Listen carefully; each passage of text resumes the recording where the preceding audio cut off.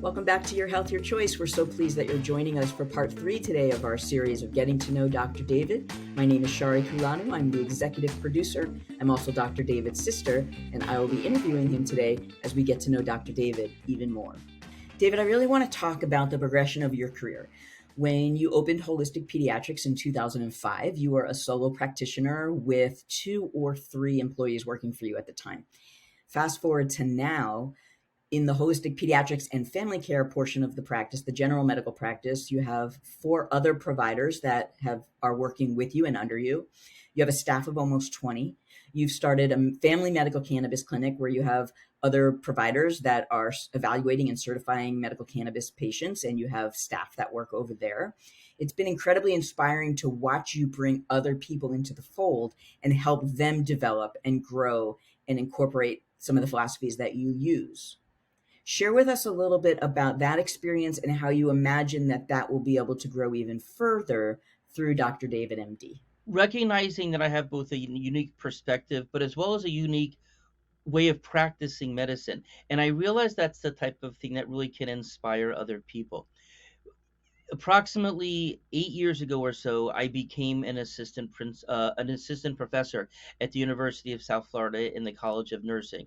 Now it hasn't happened during the year of COVID, but up until then, between 5 to 10 students would rotate through my office, nurse practitioner students. So these are people who are going to be going out into our community. And now knowing that there's about 50 or so nurse practitioners out in our community who now know what I know. They've hung out with me. They can start talking to people about vitamin D and zinc. And it's really quite incredible to be able to start sharing on that level. And also just, bringing people into our practice who may have different backgrounds as well. Andrea, who's my assistant, was actually our midwife. She delivered our daughter Naomi, and we immediately hit her. She was actually a student at the time when that happened. She then went on to become a full midwife, and then a few years later, she decided that she was going to take a step back from clinical work, and then and decided, hey, I think I want to one day. She said, I think I want to go into the medical field, but like more of an office work. And I said to her, okay, you're hired. What do you want to do? And we had no idea, but we literally were at Skipper's that night, and that's how the conversation went. And so we then figured out how am I going to utilize your talents to do that? And so that's just the way that I kind of think. I don't necessarily have to although I am a planner, there's no doubt about that. Go on a vacation with me, I'm a planner. But at the same time, I don't necessarily, it takes me a minute to change the plan. Sometimes I need to regather myself, but I'm also totally okay with not going in with a plan or figuring it out as you go along. And I just love that complexity of figuring out a problem, which is very much also what we do on the medical side of things, is how do I figure out a problem, but how do I do that with you? Let's come up with a creative idea that makes sense for you.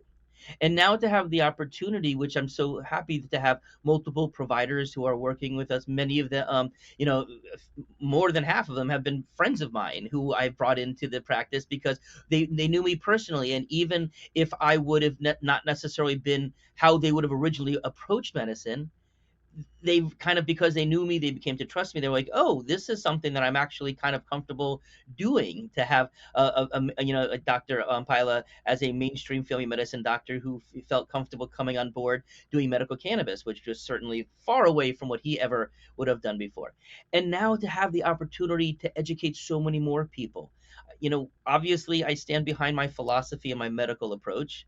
I certainly believe that it's a superior way of going about things. And so now, can we have webinars? Can we have seminars where people can do trainings? Other providers can learn from what I'm doing, because I realize that I can't take care of it all myself. We can't take care of it all in this one building here.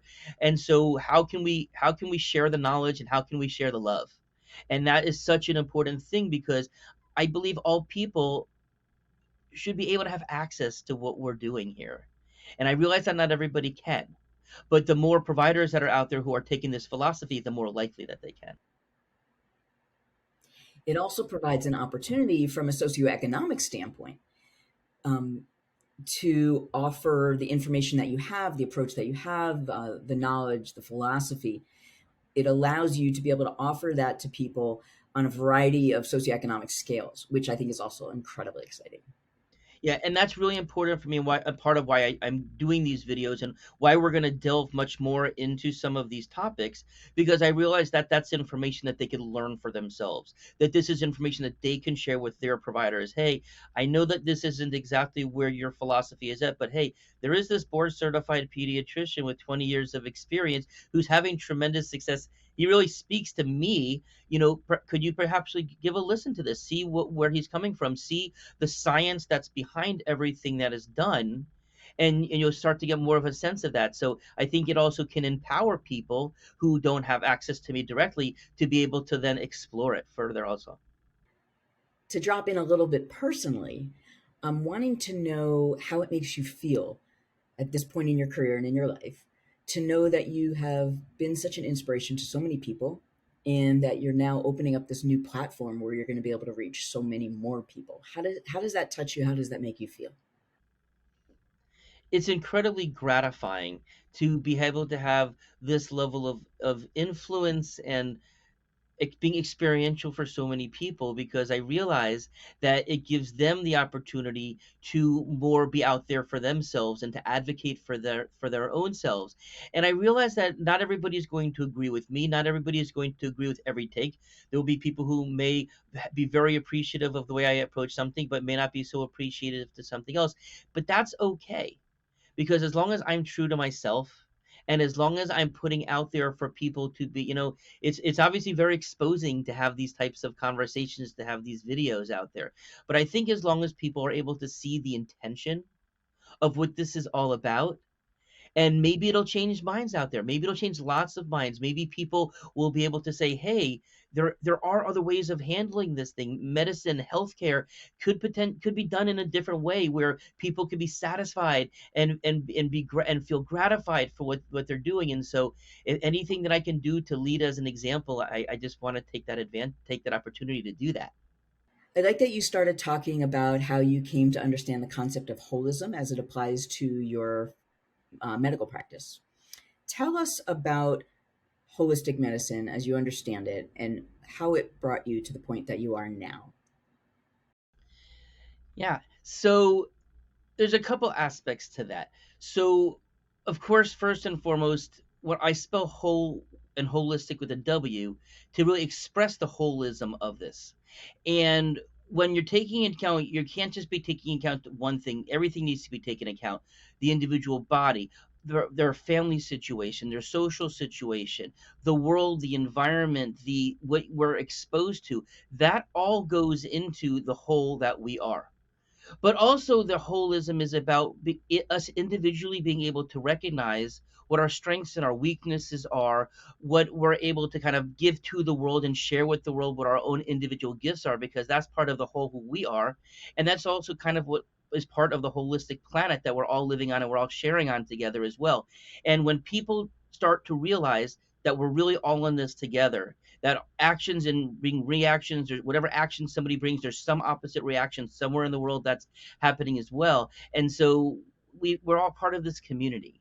And it's time, we live in a time where it's hard to see that sometimes, but I refuse to do otherwise, because that's just who I am. And it just seems to make a really big impact on the people that I get a chance to talk with and to counsel. Which is a really great segue into talking about this new endeavor that you have.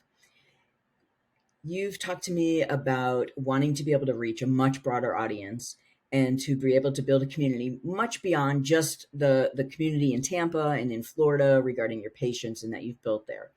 So, this idea of developing a media and education company called Dr. David MD, tell us about your inspiration for that and why it is that you're wanting to bring that into the world. I'm frequently told by other people that the information that I have is something that the world needs to hear about. And so I've been really trying to figure out, how can I get that information out beyond the one-on-one situation that I have with my patients and with the families. And having a social media company to have this type of platform in order to be able to share with hundreds of thousands, potentially millions of people, to kind of hear a different point of view, because I realized that the information and the philosophy and the approach that I take is kind of unique in the medical field. And I know that people very much like to be able to ask questions of their doctor, to have a non judgmental answer and an approach to all of this. And so I kind of also take the approach of do unto others as I would want it done to me. And so this is the way I would want to be treated by my doctor. This is the way that I would want other people who interact with me to be. And so it just kind of makes sense to me. The first endeavor, the first real endeavor of Dr. David MD was when you started doing some public speaking, doing educational webinars, consulting with other physicians and clients really around the world who were not necessarily your patients, but wanted to be able to talk to you about their individual circumstances. So I really appreciate the fact that in creating Dr. David MD, it opens up the platform to such a broad audience to be able to bring them into the conversation. So the first endeavor is this show. The first bigger endeavor, media endeavor, if you will, is this show, Your Health, Your Choice. And you say that your health, your choice is based on education, health, and medical choice. Tell us a little bit about the medical choice portion of that. Absolutely. So in a big sense, it comes down to something that we learn very early in medical school, which is the concept of informed consent. A patient needs to be informed before they can consent to doing something, but that also means that they can consent to not doing something or to not consent to this. And so I think that that's a really important concept because we all have our own individuality. We all have our own philosophies. And so I just really reject the one size fits all approach that seems to be very much a part of institutionalized medicine, because the food that I eat may not be the food that somebody else eats. The air that I breathe is going to be different than the air that other people breathe. And so just because I'm choosing to make these choices for myself, it might not be the proper choice for somebody else. But I still want to be able to give people the ability and the information to see things from multiple angles. I always try to provide all of those things to people because I feel that that's going to give them the opportunity to maybe ask a question that they wouldn't ordinarily ask, or be able to just see things from a perspective. And that happens a lot where a patient or someone that is consulting with me says, well, I really hadn't seen it from that perspective. That really allows the patients and people who do educational consultations to really ask themselves other questions or ask me other questions. Just the ability to recognize that you can ask more questions or what they should be, that you didn't know that you had those questions until other information is presented to you, just like it was for me so many years ago back when I was in medical school. So it's really important that people be given the latitude to explore things on their own and to feel comfortable doing it in a non-judgmental way, because again, that's how I would want to be treated. The other aspect of this is I know something you and I have talked a lot about is that medicine is a gray field, not just gray matter, but a gray field, right? We live in a culture and in a media culture and a political culture of binary decisions. And a lot of times people feel like they're stuck, that they have to make, a decision. They're being told they need to make a certain decision, and yet in their gut or because of their health history or their economic situation or their family unit, it doesn't feel like the right situation for them. And I know that's one of the things that is very important to you, that you feel that people should really get to explore what is the best option for them, taking into consideration the fact that as a community, as a society, we do have responsibilities to each other, but recognizing as well that there's not a one size fits all solution to when it comes to people's medicine. Yeah, and part of this is I really encourage people to follow their own instincts. And this plays no better than a parent for their child, because who knows a child better than their parent? As a pediatrician, I know my patients really, really well, not even close to what a parent would know about their child. And just when you have your own child, there's just that sixth sense that you get. And so I really encourage people to follow their instincts. It may not be the popular choice, it may not be something that their parents or their sibling or the media or the government is telling them what they should think, but I kind of reject the word should. I kind of reject the words need. I mean, when a doctor says you need to do this or you need to do that, and my feeling is, well, I need food, I need clothing, water, shelter, love. Everything after that is a little bit optional, and we get to choose as to how we're going to do that. That's what being part of a free society is. That's what liberty is all about. And so I just think it's important for people to be given the latitude to explore that for themselves, because so often it's more along the lines is this is what you need to do and it's kind of my way or the highway, and I just don't think that that's the way people should be treated. One of the things that's embedded in the philosophy of your health, your choice, is recognizing that people come to make a decision based on their own circumstances, their finances, their family, their health. And one of the things that I think we've all started to see more and more in our society is the challenge of really honoring and respecting when people make decisions that are different than what we would choose to make for ourselves. Tell us a little bit about how you understand where medical choice and health choices can really play a role in helping to expand the concept of respect in our community. Yeah, and I would probably wrap that up into two words: being accepting and having grace. uh, People are going to have their own viewpoints. I know people who consult with me who really stand on every word that I say, who at the end won't agree with me. But I think it's important that in such a diverse world that we live in, that it's so important to have acceptance of other people's acceptance of other views, and not to be disparaging just because a person may or may not share a particular viewpoint. But also, it's so important to have grace for other people. Some people are going to make mistakes. In fact, you know what? We all do. You know, there's been very few people who have walked this earth who haven't made mistakes. And so to be able to have grace for myself when potentially I do something that I made a mistake on, or I counseled somebody in a way, of course, apologizing if I ever made a mistake to that.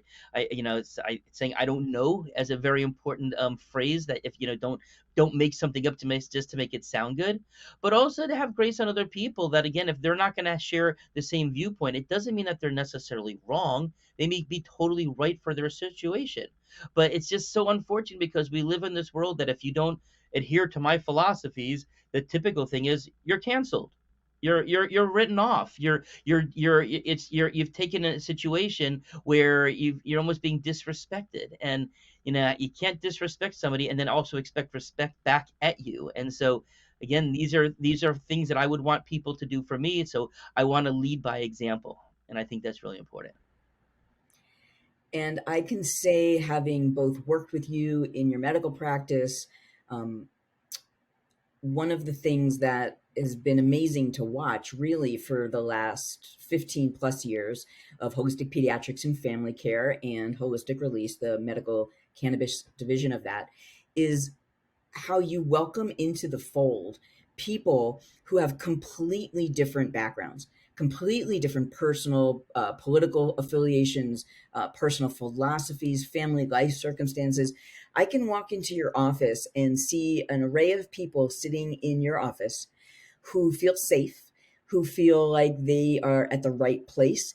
And to be honest, if you were to sit and survey them about their beliefs and a variety of other things, it's very possible that they would never otherwise be in the same room as each other. And yet there they are, their kids are playing together, they're having a nice conversation. And the truth is that it's because you've prioritized creating an environment where you don't tell people what to do, you don't tell people what to believe, you create an opportunity for providing education, providing information,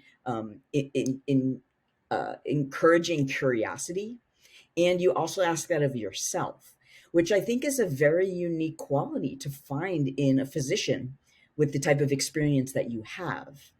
And now I can almost summarize that. And so a few years back, I remember walking out of my consultation room, and in the waiting room there was a gentleman, dreadlocks down to half to almost to his waist, tattooed, wearing a tie dye, who was talking to a woman who was holding a Bill O'Reilly book.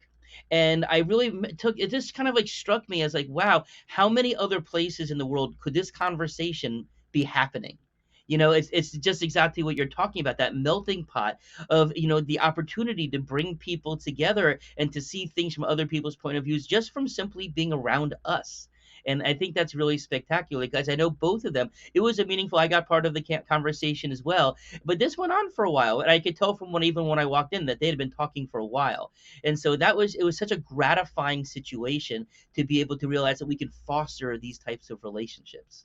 What we've been talking about in terms of the safe space that you have fostered in your medical practice for the last 20 plus years is a big part of the opportunity that presents itself with the new media and education company that you're creating. and your hope to be able to bring that space and that opportunity beyond the walls of your office, beyond the city of Tampa and the state of Florida, to a much broader audience. Yeah, and even as part of that, being able to share my music with people is a very big part of that. As many people know, and can also be found on our YouTube, that I've done concerts for the community. We've done fundraisers for children with the families who are have a child with autism, for families who were advocating for medical cannabis.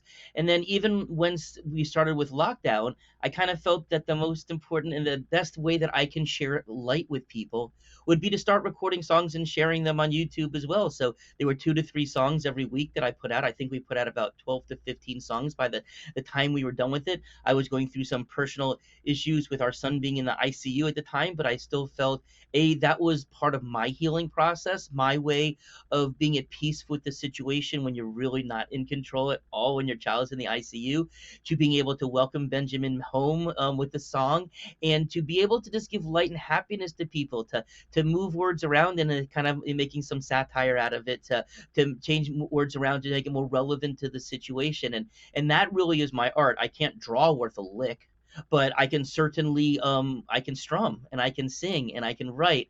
And to be able to share that is just another part of the whole Dr. David experience. As you may, are one of my bands is Dr. David and Friends, just kind of personifying the fact that we all have people who come in and will play with me. And we have our other band that Some Assembly Required. That's my wouldn't call it my touring band because we don't tour, but we get together a couple times a year and we do concerts for that too. So it just gives me more of an opportunity to share what I have with everybody else. And it's been wonderful. There is though one musical um, act that you just managed to forget. It's one of the first musical acts, if I can say. It's a duo of you and me. You Yes. remember the name? Yes. Yes, Just Just Add Add Water. Water. Yes, we actually did our first performance on the Dawn of the Buffalo cruise. This would have been back in 2002, if I'm not mistaken. And yeah, Just Add Water. We actually had about 700 people there for our first performance, which was pretty fun. But yeah, and we also brought friends in for that too. But again, and that's somewhere out on YouTube also. I don't know exactly where it is, but I know it exists out there too.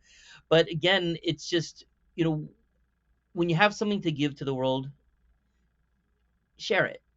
If you want to. Some people are very personal and don't like that. I happen to be a public guy. I like to be out there. When I walk out into my waiting room, I have to say hi to everybody. I mean, it's almost like going to the bathroom for me is a 10-minute experience before I even get there. But at the same time, these are my peeps. These are people who I know that they appreciate it. I know that these kids look to me as like this like uncle figure, this godfather figure to them. But it's because I've been with them through good times and bad times, but they know that I'm always going to be there for them. I'm always going to be somebody who's going to be able to listen to what they have. And I talk to kids. The parents sometimes they're just there along for the ride. But for me, and especially as I get to older kids and talking with adolescents, they are the ones who I need to get buy-in to as well. So if I'm not focusing and making sure that they're understanding it in a way that makes sense to them, that they're not comfortable, that they don't feel enrolled, then again, I don't feel that I'm doing the best job that I can.